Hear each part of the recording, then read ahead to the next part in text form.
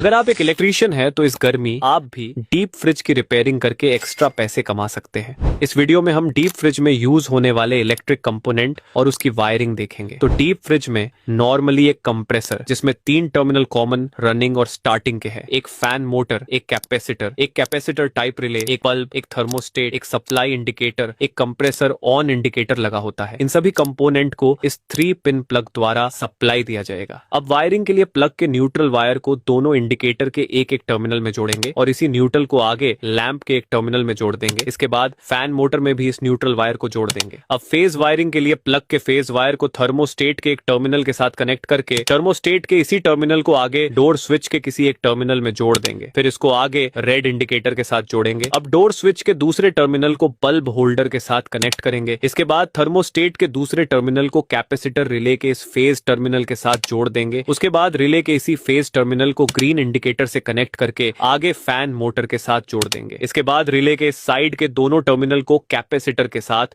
जोड़ देंगे। अब कंप्रेसर कनेक्शन के लिए रिले के इस न्यूट्रल वाले टर्मिनल को कंप्रेसर के रनिंग टर्मिनल में जोड़ेंगे और रिले के इस फेज वाले टर्मिनल को कंप्रेसर के कॉमन टर्मिनल से जोड़ देंगे। उसके बाद रिले में जुड़े कैपेसिटर वाले किसी भी एक टर्मिनल को कंप्रेसर के स्टार्टिंग वाले टर्मिनल मेन जोड़ देंगे। लास्ट में प्लग के अर्थिंग वायर को फ्रिज के बॉडी के साथ अटैच करेंगे। ये था डीप फ्रिज की वायरिंग।